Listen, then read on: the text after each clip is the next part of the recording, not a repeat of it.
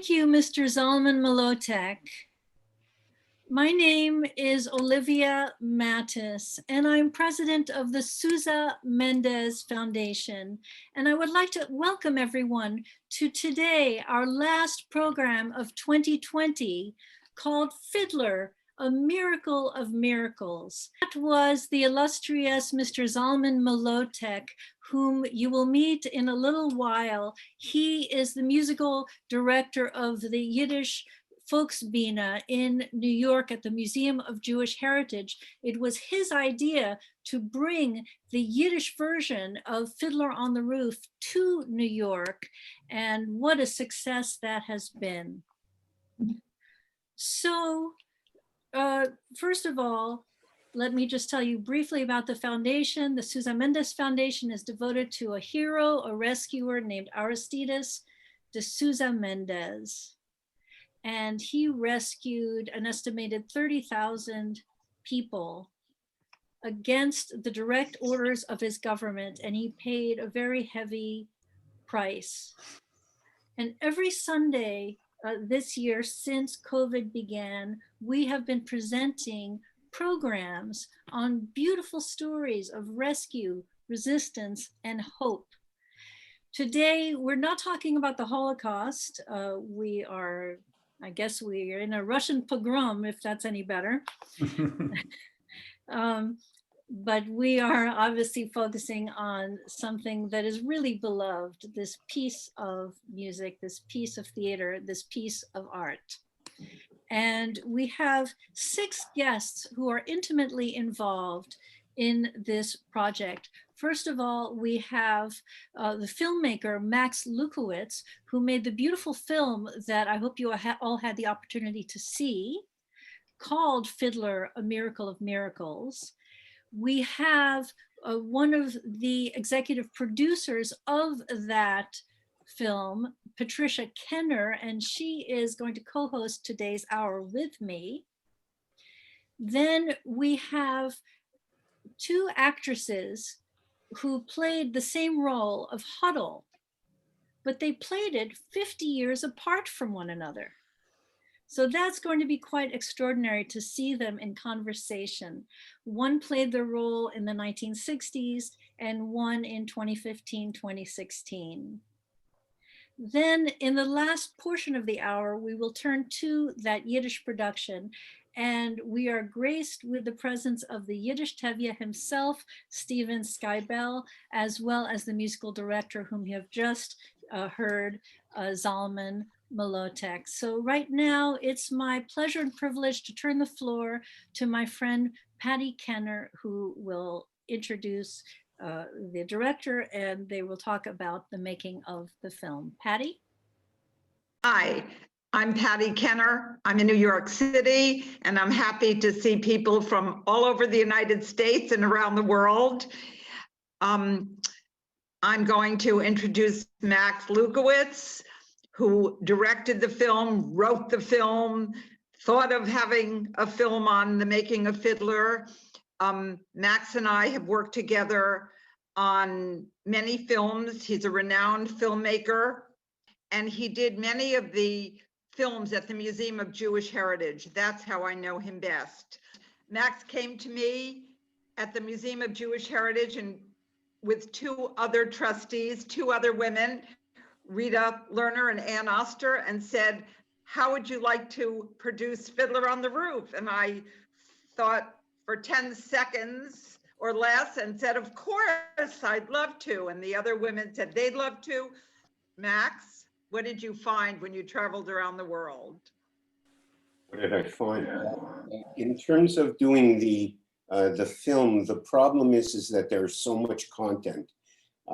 You have the songs, which each have their own power and story.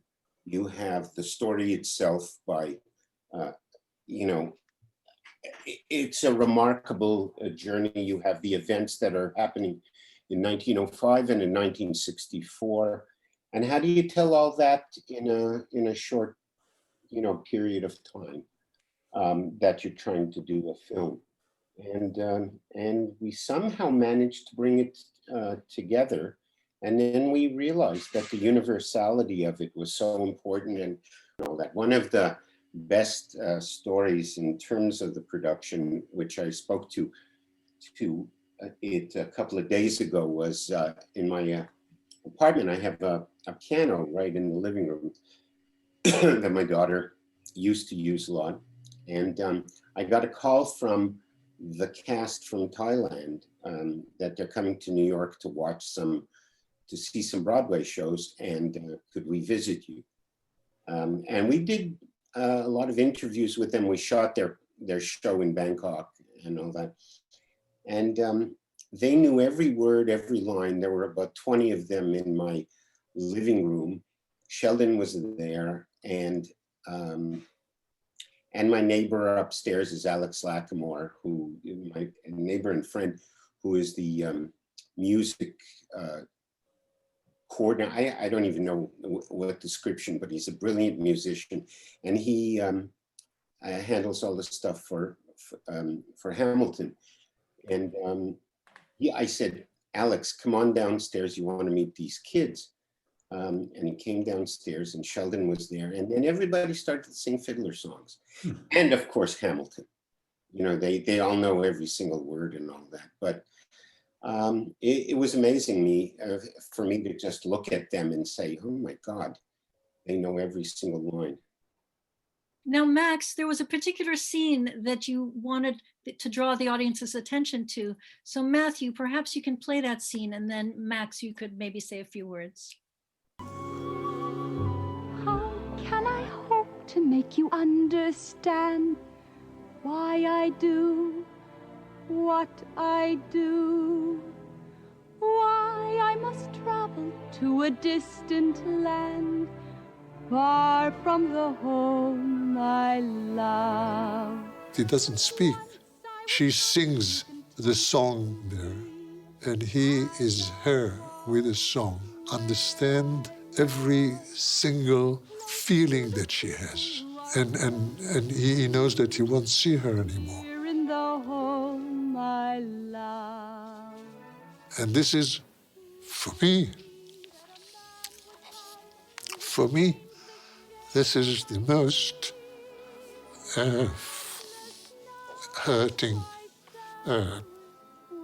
place in the film, in the play. Every hope, but he's leaving the home I love. There where my heart has settled long ago, I must go. I must go. And to sit there with Hodel in the station, that was probably the last scene that we shot. And it stayed in my head, my heart, for years. The reason, I mean, I remember when I first saw the film, I was brought up in Montreal, and I first saw the film. I didn't see the Broadway show yet. And just to see him raising that little flag at the train stop to tell the train to stop and take his daughter away really got to me. And she's trying to explain to her father, and I'm a father of daughters, why she has to do this, why she has to leave. She has her own world that she has to handle and take care of. It's very feminist, it's very personal, it's very powerful. And Chaim told me every time he sees that scene, even now, he tears up. You saw him tear up when I was interviewing him. So it's a great story on the plains of the Pale of Settlements. Now, Patty, why don't you introduce our two next speakers? I know that you know one of them personally.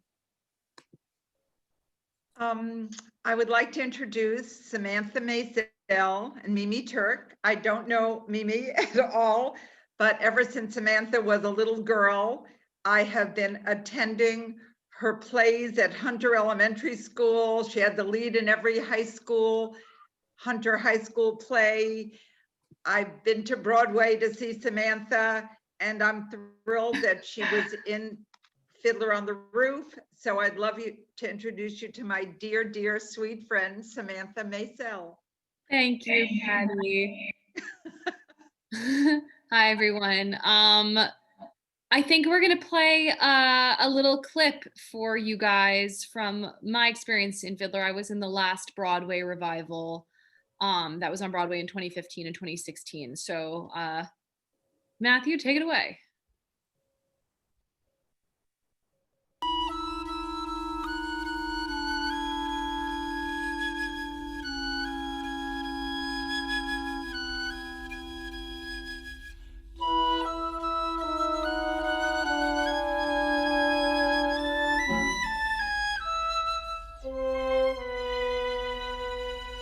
Matchmaker, matchmaker, make me a match.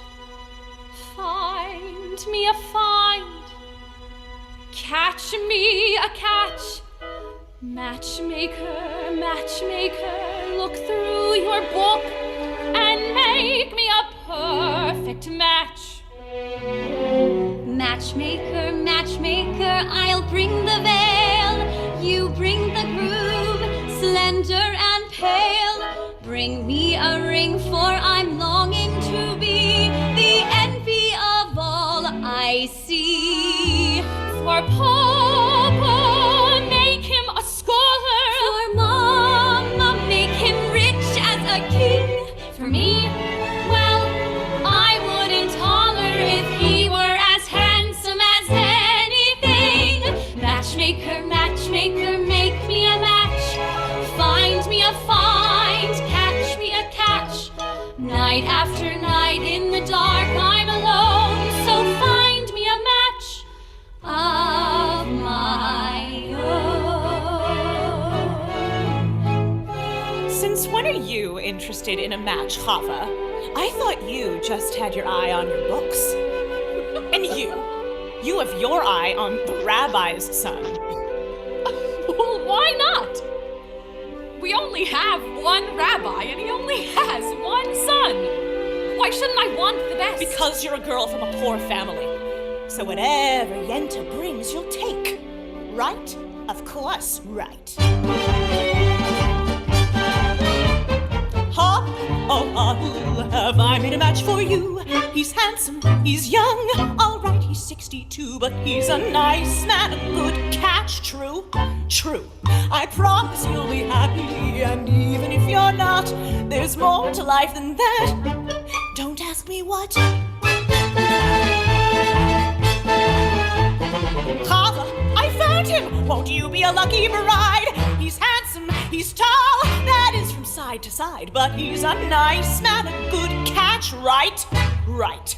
You heard he has a temper, he'll beat you every night, but only when he's sober, so you're all right.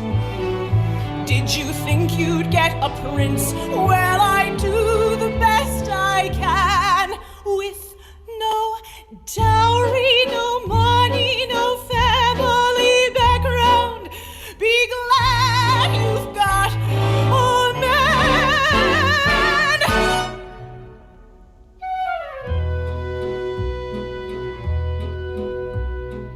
Matchmaker, matchmaker, you know that I'm still very young.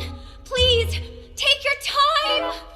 Up to this minute, I misunderstood that I could get stuck for good. Dear Yenta, see that he's gentle. Remember, you were also a bride. It's not that I'm sentimental, it's just that I'm terrified. Matchmaker, matchmaker, plan me no plans. I'm in no rush. Maybe I've learned playing with matches. A girl can get burned. So bring me no ring, groom me no groom, find me no find, catch me no catch, unless he's a bachelor.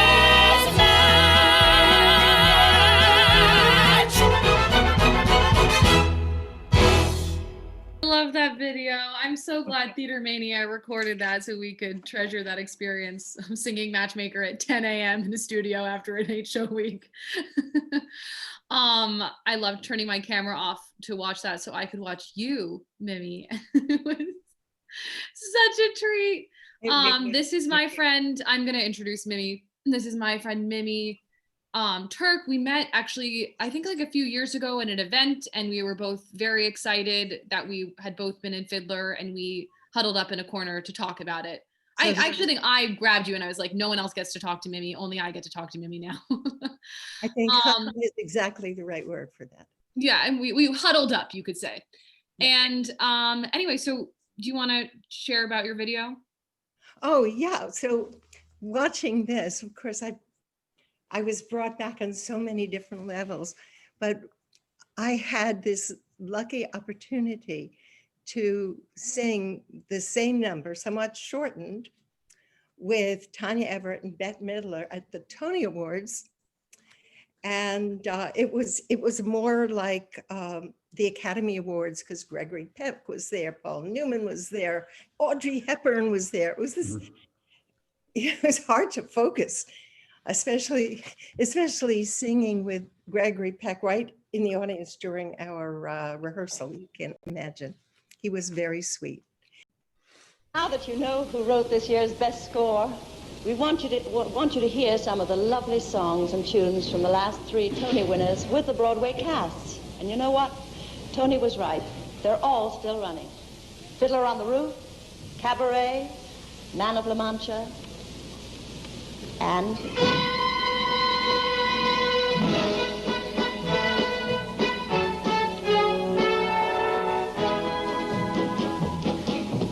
Matchmaker, matchmaker, make me a match. Find me a find, catch me a catch. Matchmaker, matchmaker, look through your book and make me a perfect match. Dear Yenta, see that he's gentle, remember, you were also a bride. He's not I'm sentimental, it's just that I'm terrified. Matchmaker, matchmaker, plan me no plans. I'm in no rush, maybe I've learned. Playing with matches, a girl can get burned. So bring me no ring, brew me no gold, find me no find, catch me no catch, unless he's a matchless match.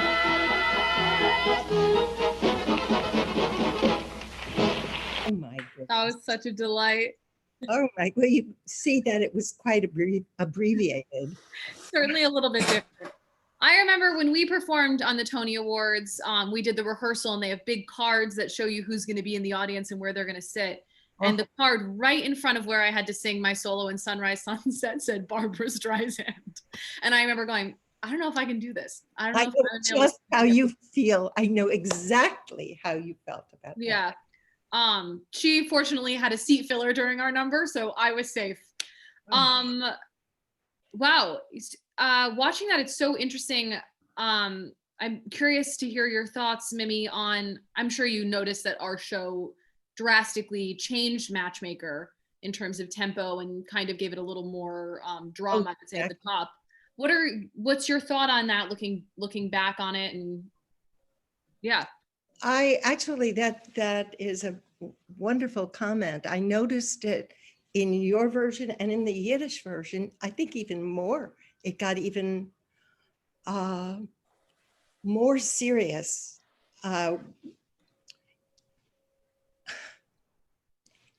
That's about all I have to say on that, but we took it lightly at the beginning. And the tempo, yeah, I noticed a couple of things were changed. I don't remember, did you use mops? We were cleaning throughout the number, but our director, Bart Scheer, for everyone who, we sort of created that in the room together, trying to find, because you could really say, a lot of people would consider Fiddler, I mean, not a lot of people, I think Fiddler is a very feminist piece. And this is the moment in the show where the show gets set in motion, is these girls say, maybe not me, maybe I will not follow this plan, maybe I will not follow this arc. And the idea is just planted. And that's where, then Seidel says, I want to marry this guy. Hodel says, I'm leaving the country. And Hava says, I'm not marrying a Jew. It really all comes from this number where the seed's been planted. So I think Bart, we sort of created that in the room. Bart made an effort to, he really wanted the audience and us to understand the gravity of the situation, that you could just be sold to the highest bidder as a woman, which was, you know, looking back at it now sounds insane, but was just how it worked. Well, that's how my family came about. My grandparents, they were an arranged marriage. They were from India. My father came here, as I told you before, from Gomel, which is a version of Anatevka. Yeah, my family's from a similar thing. Yeah. And so, yeah, I learned more, but they didn't say that really. And back in the 60s, especially to me, I was already married. I was married in 59. I was a kid. So I didn't really think that way. Not until I came back into the show, I played Seidel, when I had a child and had a very difficult time saying, after all, Mama, I'm not yet 20 years old, which is Seidel's line when she does it. And I always mumbled it because I was 30 something. And Peg Murray, bless her, she just left us. She became a dear friend. She was golden. She said, you know, Mimi, I'm not going to get my laugh unless you say that line so they can hear you. So that, oh, I brought this along. I thought you would be interested to see it. Oh my gosh, look at that. Does that look familiar? Does that look like you? A little? I think it looks like you. The hair and the hair, well, what they used to do in the original company is when someone was leaving a show, at intermission, they would have a party and present their character's doll. And if you see, this doll is quite pregnant. I was. Oh, wow. Oh, that's amazing. So that's when I left and I came back as I didn't intend to bring a prop, but I have this sitting next to me, and this is a piece of this is a prop I stole from the Broadway show, you guys. I just took this when it closed. But this is yeah, I also have some Fiddler. Show me what it is. It is a book with Hebrew writing on it that I carried in at the top of the second act every night. And oh, I'm glad you've got that. I just wanted to keep it. I hope they aren't looking for it somewhere, because if they are, it's in my house. No, I think they want you to have it. I think they do. Mimi, did you, when you were a part of the original, you know, I grew up worshiping Fiddler on the Roof and worshiping the film, and Fiddler and Annie were the two things that introduced me as a young child to musicals, which ended up being my path. It's what I studied in school. Nothing is really amazing that you got to do it. Did you? Yeah, that I remember when it got announced and I said, I'm going to be in this show, come hell or high water. But do you think, were you, to be in the first production of Fiddler, were you, while you were in it, aware of being such a part of not just the theatrical history, not just the theatrical canon, but being a part of, I mean, like American history, of Jewish history, because the show is so much more than just one of the best and most important musicals. It's beyond that. Were you aware of that? I was aware of it mainly because of my background. So I was acutely aware of it. Yeah, definitely. And I was at the same time aware, having been in theater all of my life, when we said goodbye in Anatevka, I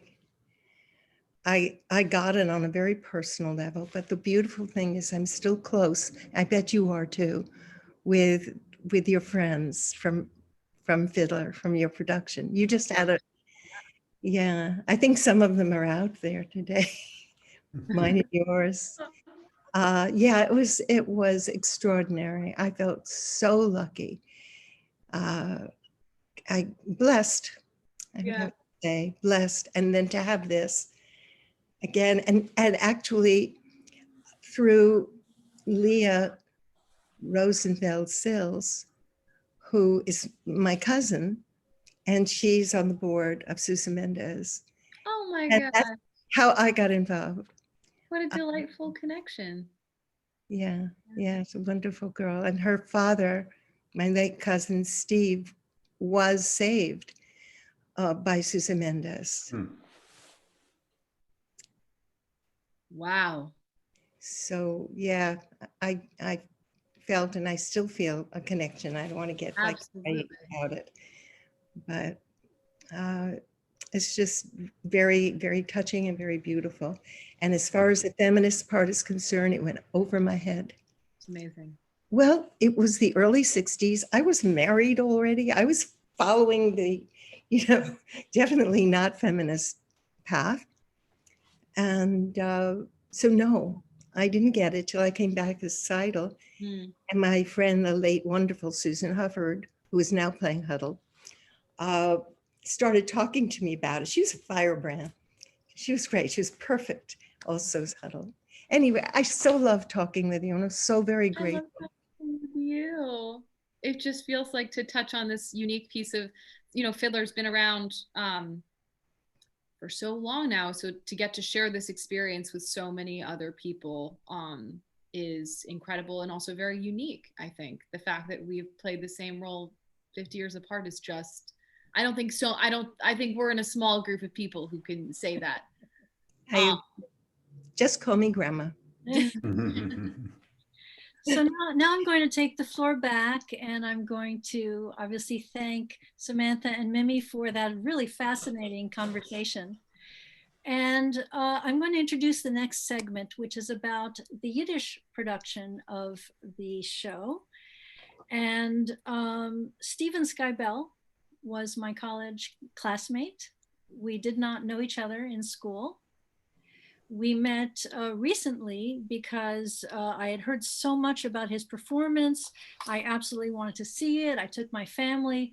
We sat in the front row of the theater, which in that particular theater uptown was very close to the stage. So there we were sitting in the front row, and the flying Cossacks, I thought we were going to get one of them in our laps. Did not happen, which was good. I was so taken with that performance that I then immediately contacted our classmates, our whole class, and said, we all have to go and support Stephen SKYBELL and see him perform. And so people flew in, and it was a really marvelous event. And Stephen was so gracious to greet us afterwards. And I will remember that for a very long time. So Stephen, thank you for being here. Oh, well, thank you, Olivia. And thank you for spearheading that Yale contingency coming to our show. Hello, everyone. I'm here today to be in conversation with ZALMEN MLOTEK, who, as Olivia said, is the artistic director of the National Yiddish Theater Folkspiele, as well as he was the musical director of our production of the Yiddish Fiddler on the Roof. So I wanted to ask you a question, ZALMEN, that over the two plus years I never really have asked, and I'll start with this one, which is, was it your idea to do the Yiddish Fiddler, and how long did it take to come about, and how did it happen? Well, thanks, Stephen. Actually, yes, it was my idea. I grew up in a home where every new Yiddish album that was produced around the world would come to my home. And in the mid 60s, the Yiddish version of Fiddler came into my home. This is already after Fiddler had opened on Broadway and taken the world and taken all of anybody interested in musical theater by storm.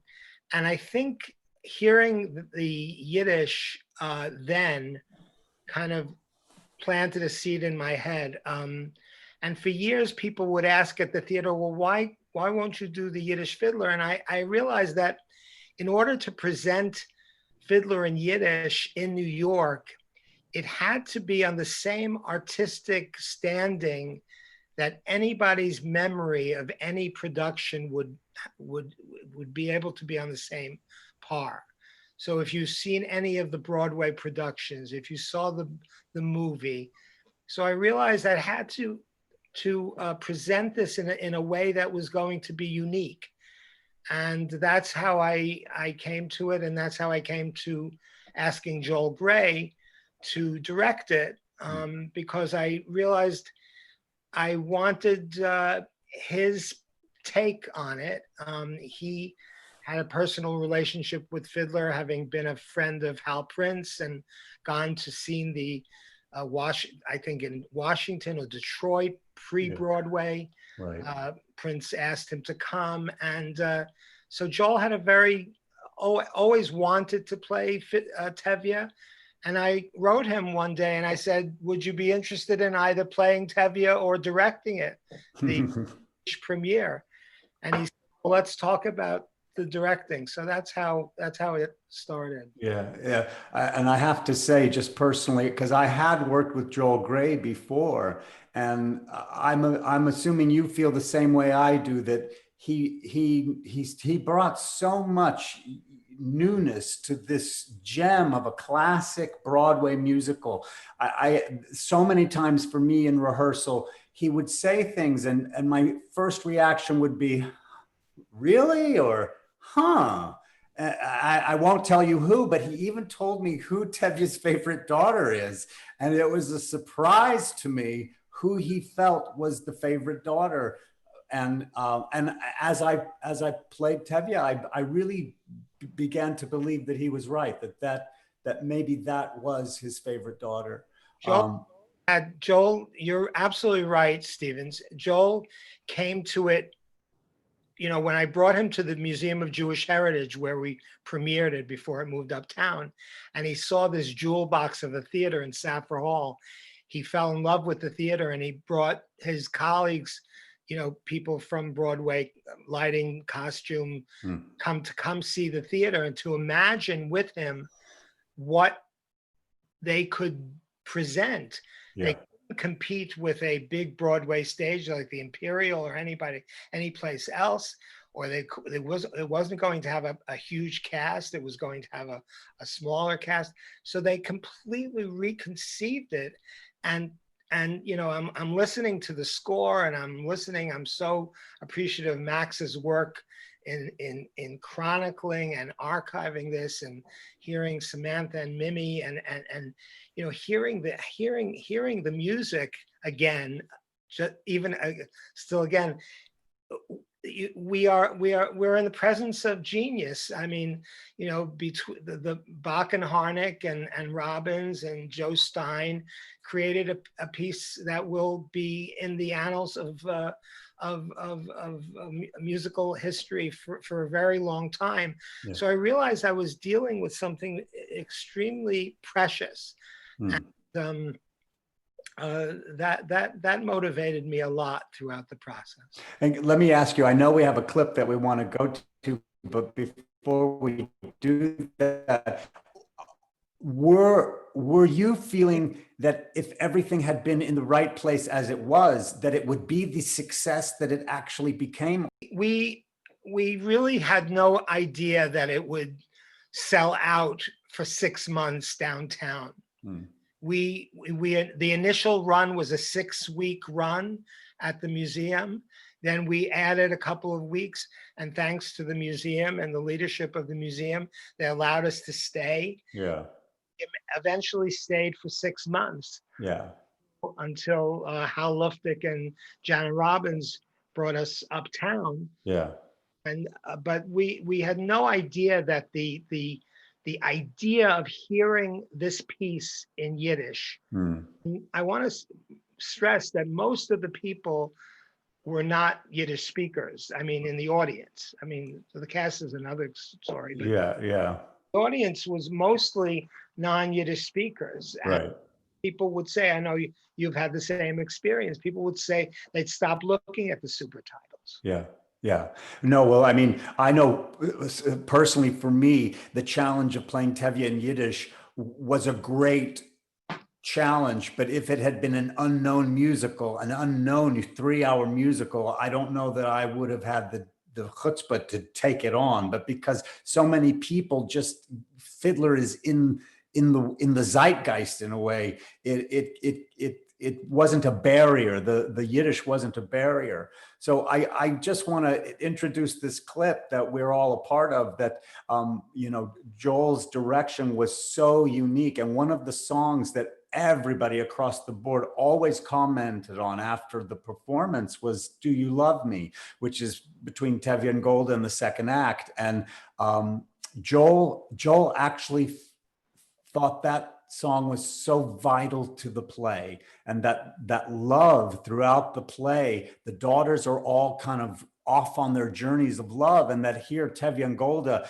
into the second act have a moment where they think, is love something that we can consider? And so Joel was insistent on every aspect of that number, and it really paid off because it became a real cathartic moment for the audience to see these people just maybe come a little bit closer to each other after 25 years of marriage.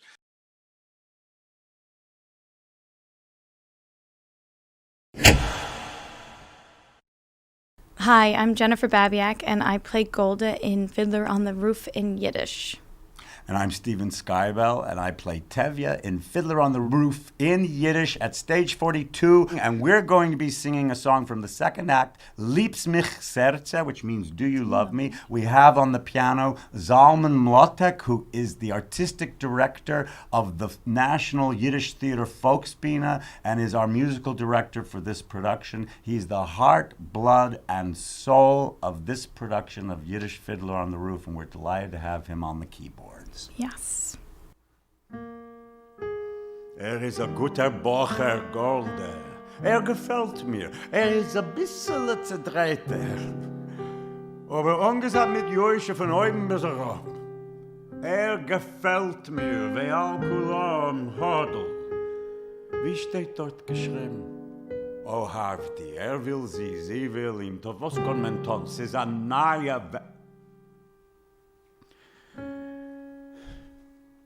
Eine neue Welt.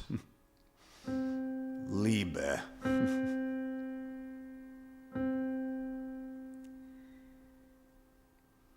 Golde. Liebst mich, Herze? Sieh ich was? Liebst mich, Herze? Ich lieb dich. Für ein Töchter zu der Gruppe und es kocht bei uns in Haus. Bist schon ganz gut verdreht, gehen Stub, schlaf sich aus. Mr. Meleidst du von morgen? Golde, ich will dir fragen eine Frage. Liebst mich, Herze? Bist ein Narr? Ich weiß. Aber liebst mich, Herze? Ich lieb dich. Vor 25 Jahren was ich wasch dein Wäsch, Reib und Putz, Tepf und Mesch. Chode weg Kinder, ich melk die Kuh. Noch 25 Jahre, wann liebe dir einer du?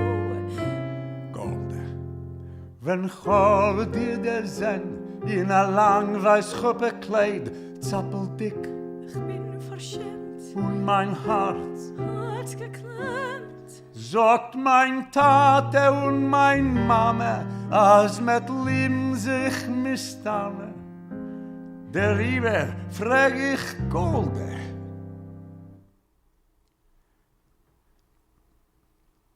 Liebst mich, Herze? Ich bin dein Weib. Ich weiß.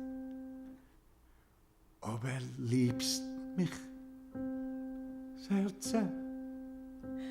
Ich lieb ihm. Es ist 25 Jahre, was ich lebe mit ihm. Ich esse mit ihm, ich wast mit ihm. Alles mit ihm, bei Nacht, bei Tag. Ist das nicht Liebesang? Liebst mich, Tage? Doch sich mir so.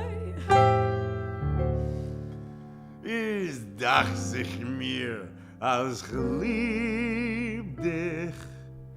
Oi. Es ist heint kein Chilik nicht, Gott es ist halt eins. Noch 25 Jahre. good as men of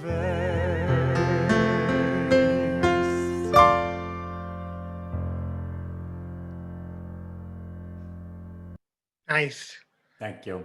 I want to say, I just want to let people know about a little bit about the casting process and how we were so lucky to arrive with Stephen as our Tevye and Jennifer as our Golda. But when we announced that we were doing Fiddler in Yiddish with Joel Gray, we had 2,500 inquiries from all over the world.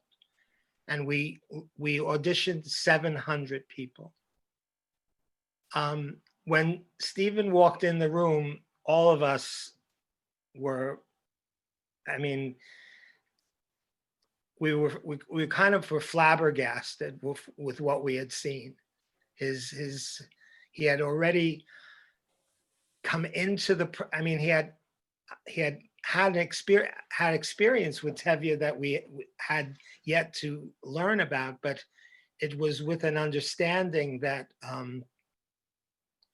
was quite striking. And at every performance, Tevye is on stage 90% of the 3 hours of the musical.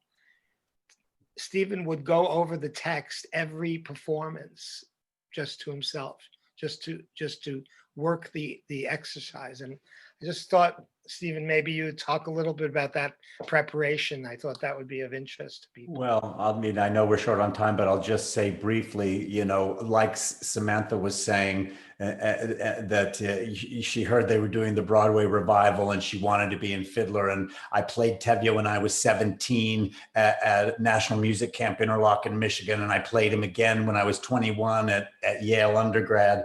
But I was always desirous of playing him when I was an adult. And in the most recent Broadway revival, I played Lazar Wolf for a short time, but I still hadn't gotten to Tevye. So when I heard that they were doing it in Yiddish, and that Joel was directing it, I just was determined to try and get to be a part of that. And the challenge of Yiddish was a huge challenge. And for an actor, you really want to live in the vernacular and breathe and know what you're saying and not have it be just a phonetic exercise. And so I'm not a Yiddish speaker, but I certainly worked the Yiddish so that I knew what the Yiddish was that I was saying. And I also then realized I had to know what people were saying to me. So and I knew that the actor energy, one thing could go wrong and the Yiddish would be the first thing to go out of my head. So I just wanted to make sure that was the brain to tongue connection was strong.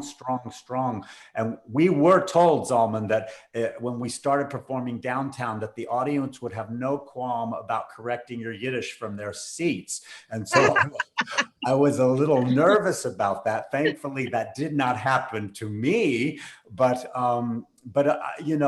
it was such a beautiful challenge to take, meaningful, because I'm Jewish and I had Yiddish in my ear growing up, but so to take on the challenge of really being on stage in that vernacular was something that I really took seriously and did not want to disappoint anyone, especially Yiddish speakers. And now I'm going to take the floor back and turn it over actually to my co-host, Patricia Kenner, who is going to light the Hanukkah candles. Great. Can you hear me? I am so glad we were able to go back in history to the first Fiddler Broadway 50 years ago. It opened on my 20th birthday. So I think that this is so beshert that I am involved in it 50 years later. Then we went to the latest Fiddler in Yiddish production and then to Max's documentary, recalling the whole story and making it relevant today. These are such uncertain times when we spend so much time isolated. I'm so happy we're together today for the last Sousa Mendez Foundation program for the year. and it's the fourth night of Hanukkah. Usually each of us is surrounded by our families, 2, 3, 4, 5 people. Well, tonight, ironically, we are together with hundreds of people for the fourth night of Hanukkah, and I'm so happy. So, Baruch, you have my menorah here. We can't see it, Patty. There we go. Baruch atah Adonai Eloheinu melech haolam asher kiddushonu b'mitzvot tov v'tzivonu lahadlik ner shel Hanukkah. Amen. Amen. Baruch atah Adonai Eloheinu melech haolam she'asa nisim la'avotenu bayomim ha'em bazman hazeh. Oh, goodness.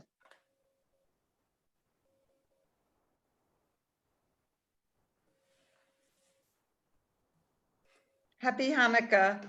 Happy Hanukkah. Yep. Wonderful. Olivia? Thank you, Patty, for shining some light on an already luminous program. And what a wonderful cap to what I think has been a luminous series to get us out of the darkness that we've all lived through. And we hope to put behind us as quickly as possible. So don't go anywhere because you're in for a little treat. So right now, it's my pleasure and honor to thank all 6 of our illustrious panelists. Obviously, I want to also thank our audience for spending time with us. I want to thank the people who donated to today's program. I want to thank the benefactor who made it possible to for people who for whom finances were a barrier to participate anyway. So that also is really wonderful. And now we're going to end with ZALMEN MLOTEK, who is going to play something that encapsulates everything that the Sousa Mendes Foundation does, which has to do with rescue and celebrating life. So ZALMEN MLOTEK, take it away.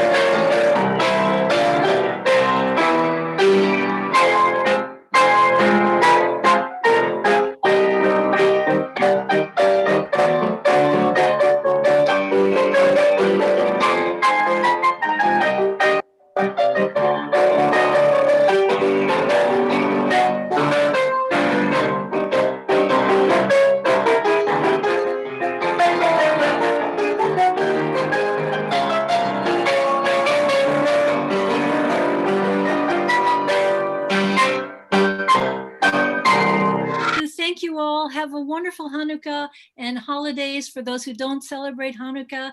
Have a wonderful rest of your year. And we hope and expect to see you all in 2021. Thank you all. Bye-bye. Bye.